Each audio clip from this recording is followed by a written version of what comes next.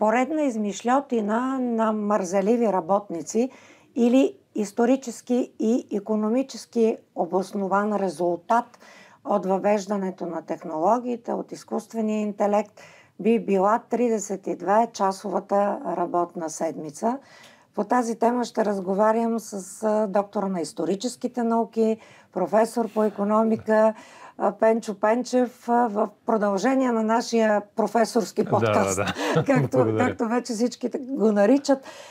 Професор Пенчев, много е интересна тази тема. Вие казахте, че много въпроси е събудило вас, още когато си говорихме да говорим по нея. Така че нещо за въведение ще ни кажете ли по темата? Ще тръгна от въпроса, с който започна самото изложение. Да, благодаря за което. Дали е просто измишльотина на работници или е нещо друго. Нещо друго е. Всъщност, намаляването на работното време е исторически обусловено или има историческа и икономическа логика в него.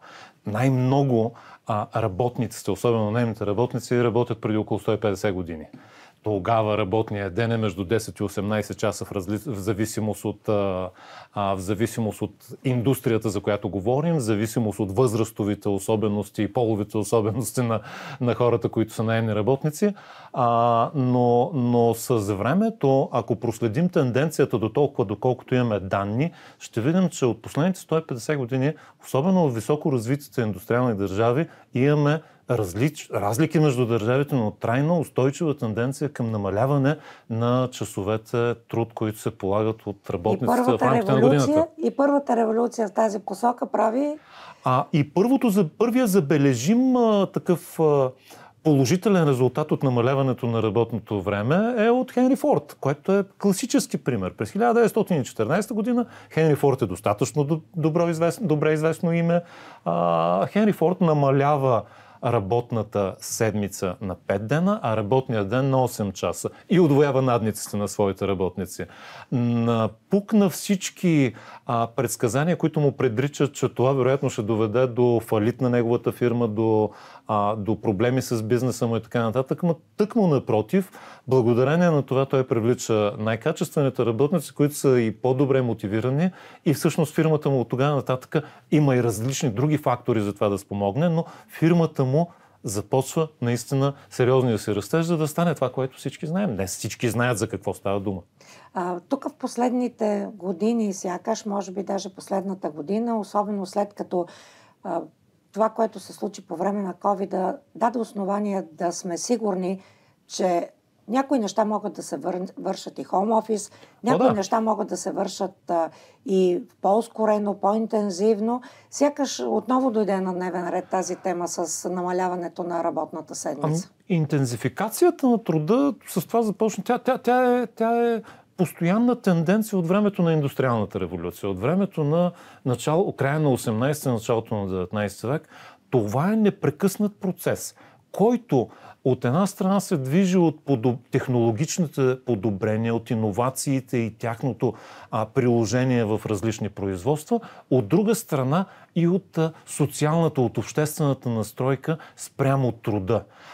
Знаете ли, още тази така знаменита 32-часова работна седмица, през 1930 година един от брилянтните икономисти на 20 век, Джон Мейнард Кейнс, пише специално есе, в което предвижда, че в резултат на технологичните подобрявания, на непрекъснатото усъвършенстване на техниката, в резултат на това и в резултат на натрупването на капитал, след 100 години, 1930, 20-30, ще има 15-часова работна седмица. Така че той е още по-радикален в предвижданията си. Значи имаме още 6 години горе-долу, за да влезем в прогнозата на Кейнс. За да се влезе в прогнозата на Кейнс. Тоест, има не само очакване, но има и обосновани... Има историческа логика, историческа и икономическа логика в цялото това нещо. И тя е наистина, тенденцията е такава. Сега, другото нещо обаче, което си заслужава ние да кажем, или поне като хора, които малко по-отговорно мислят за последиците от действията си. Не всичко можем да предвидим, но лично аз, така, виждайки историческата логика и смятайки, че това нещо е много добро, Имам поне две притеснения. И ще кажа какви са двете притеснения. Много е важно да чуем притесненията. За да може наистина да се чуят те. Още в края на 18 век големият френски философ и писател Франсуа Волтер казва: труда има три функции. Едната функция е, че не предпазва и благодарение на труда ние покриваме нуждите си. Покрив, дом, храна, облекло и така нататък. Другите две обаче са: едната предпазва ни от скуката и другата предпазва ни от порока. Сега, да тръгнем с последното възражение. Труда ни предпазва от порока. Краси човека имаше да. За мен е много сериозно възражение, но то си заслужава да бъде разсъждавано около него. Всъщност, в продължение на хилядолетия, освен че труда дава възможност за биологичното ни оцеляване като вид, като хора, като индивиди, като род, труда наистина има тази морална функция. Или поне ние прехвърляме върху него морална функция. Тоест, човек като работи не мисли за глупости. И не прави глупости. И това е така. Но докарана до крайност това възражение, всъщност ще дойдем до една поговорка, в която, например, ще се сетим, че който не работи, не трябва да яде. Добре. Но това отнася ли се за възрастните? Това отнася ли се за децата? Това отнася ли се за бременни жени или вече за идва социалната функция на държавата. Така. Тоест не може да прехвърлим моралния абсолют, нали, труда предпазва от порока, просто да го приемем и да го прилагаме в крайност, защото той труда, когато след 1944 година се създават лагерите са трудово-възпитателни общежития, за да предпазят от проститутки, безделници и политически противници на режима, да ги предпазим и да ги превъзпитаме през труда. Тоест искате да кажете, че един от основните аргументи, може би, за съкращаване на времето за работа, би било това, че като се освободи повече време на хората, ще започнат да мислят за глупости. Да, това е едното съмнение. Аз мисля, че то не е достатъчно обосновано въпреки всичко, защото при осигурени материални нужди, и пак се връщам на Кейнс, който казва, при осигурени материални нужди, при високата производителност, благодарение на технология, изкуствен интелект и така нататък, човек ще подобри морала си. Тоест няма да се грижиш и няма парите да бъдат единствената ти цел, смисъл, задача на съществуването като индивид. И доказателство за това са последните изследвания, които наистина доказват, че новите поколения, особено младите хора, имат една много изявена тенденция на стремеж към самоусъвършенстване, т.е. на повече време за духовно, емоционално и психическо здраве и търсят все по-голям баланс между личното и работното време. Категорично това нещо трябва да се има предвид. Въпреки всичко, възражението си остава. То е валидно. То може да не се отнася за всеки индивид. То може да се отнася за отделни индивиди от обществото, но то е важно да се има предвид, защото ако се прави някаква трансформация, трябва да се... Още от времето на Адам Смит казва, никой не харесва скучна, дълга работа. Това е затъпяващо човека. Еднообразна, скучна и дълга работа, било в фабрика, в офис или където и да е. Но трябва да има алтернативи, които с времето се появяват. Те са факт. Казахте, че и друг аргумент имате. Другия аргумент е скуката. Труда ни измъква от скуката. Това казва Волтер. И аз, между другото, доразвивайки Волтер, без да се правя на толкова велик като него, той е все пак класика, си казвам, вижте, възражението е следното. Човек обича да е част от нещо голямо. Значи, труда, освен че ни осигурява възможността да съществуваме физически, той осмисля живота ни. Той ни прави да се чувстваме от нещо голямо, значимо, смислено. Ще дам един друг такъв пример. В ранните години на бригадирското движение. Аз съм много критично настроен към бригадирското движение, но е факт, че в ранните му години там участват идеалисти, които се радват, че допринасят не с пари, не да забогатеят те, а се радват, че допринасят за едно светло бъдеще, което не се случи, но тези хора искрено се радват и го правят. За общност, за създаването на усещането, че си част от нещо голямо, от един проект, който има смисъл. намаляването на този тип на труда, тази опасност и съществува. Тоест, трябва да се, и ние като общество да се замислим въобще, какво осмисля живота ни? Семейството, то също е част от нещо голямо. Общността, доброволческия труд, който е неплатен и не е свързан с физическото ни оцеляване. Виждате как от само себе си... Това би могъл да бъде.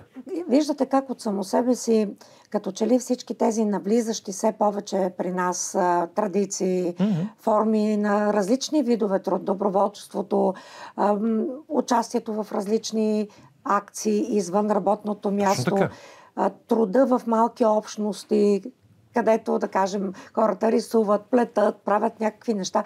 Сякаш наистина обществото от само себе си започва да си създава някакви заместители на този каторжния труд във фабриката, да кажем. И това е много важно. Който очевидно ще намалява в резултат на развитието на технологиите. Това е добре и е важно, но е важно да го имаме предвид. Че, разбира се, аз не съм социолог, но мисля, че то е социологическа характеристика на хората. Освен, че се трудим за физическото си оцеляване, ние придобиваме смисъл на живота ни през труда. И колкото минава времето, може би и аз, остаряйки се, замислям, че повечето неща, които съм чул от моята баба, са верни. Едно от нещата, които тя ми казваше, е зало да работи, зало да не стой. Много не вярвах. Категорично не вярвах в по-младите си години и търсех начин да се противопоставям. Търсех начин да се противопоставям.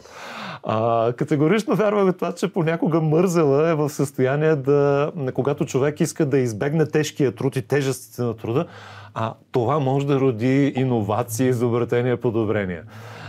Но наистина намирането на смислени, осмислящи живота ни дейности е важно. Това не е задължително да бъде обаче платения труд. Пак се връща всякакъв тип доброволчество, всякакъв тип такива неща, които допринасят за обществото, осмислят живота ти, когато имаш осигурено физическото си оцеляване. Тоест, ако ще следваме логиката на технологичното и икономическо развитие, ние трябва да кажем, че така или иначе трябва да отидем към съкращаване на работната седмица, просто защото иначе пък най-вероятно ще трябва много работни места изобщо да бъдат освободени. Тоест, това е един начин да примирим технологиите с социалния елемент, с това, че хората трябва да запазят работните си места. От друга страна, очевидно пък съвсем осмислено, може би правителствата, неправителствения сектор трябва да създават тези заместители и възможности, форми, пространства, които могат да заместят тази социална роля на труда, моралната роля. Точно. На труда. Значи, лично аз малко повече вярвам не толкова на правителството, колкото на неправителствената организация, на възможността хората да самоорганизират и да намират смисъл в това, което правят. Може би на неорганизираните общности. И между малките другото, общности. Мисия 100 е точно такава общност от хора. Това е и много важният фактор. Която не е организирана по никакъв начин, няма никаква структура. Това е много важното в случая. Така че връщам се на проблемите, които аз имам с едно такова намаляване на работната седмица. Мисля, че тези неща, всичко казано до тук, трябва да се имат предвид. Те са неизбежни, но не са нелечими. Не са такива, каквито непременно така поставят голяма въпросителна или изобщо зачеркват идеята. Тъкмо напротив. Идеята си е много добра. Тя просто обаче трябва да бъде огледана отвсякъде, осмислена преди да се приложи. Нещо друго. В крайна сметка, ние говорим последните 150 години, така върви тази тенденция към намаляване на заетостта и на часовете годишно, които работят хората. Нека добавим нещо друго. Всъщност, в това, което си представяме за доброто старо време, преди индустриализацията, когато, нали, имаме едни малки общности по селата и така нататък. Ние си представяме нашите предци като така изключително работливи, тежко работещи и така нататък, но правени са изчисления, включително и за България в 19 век, преди да се индустриализираме. Българските селяни реално работят между 200-250 дни годишно. Някога работят почти без прекъсване, когато е сезона. Но когато е сезон извън селско-стопанската работа, почти без прекъсване не работят. Така че индустрията всъщност, когато се ражда и индустриалната революция, края на 18-ти, началото на 19 век, и в последствие е едно голямо изключение в човешката история. И изведнъж хората започват да работят много. Изведнъж. Нещо, което средновековните селяни работят по-малко.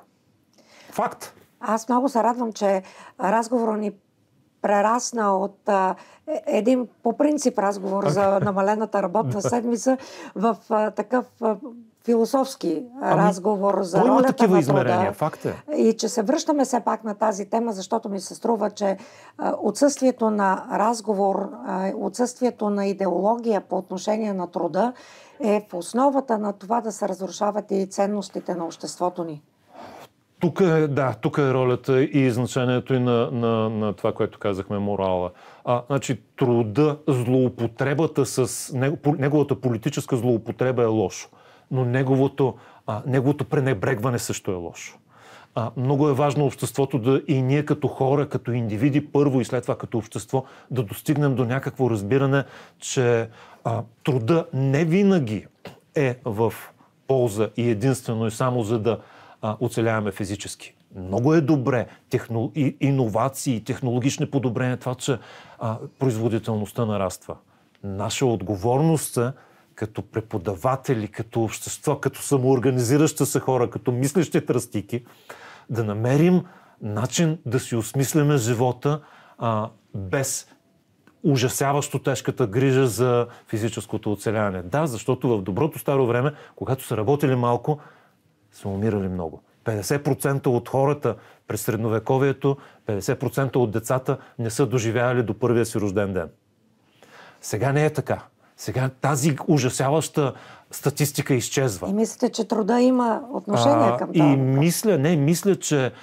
Мисля, че, например, има възможност и би било добре да се помисли дали едно такова намаляване на работната седмица, например, за майки на 2 или 3 деца.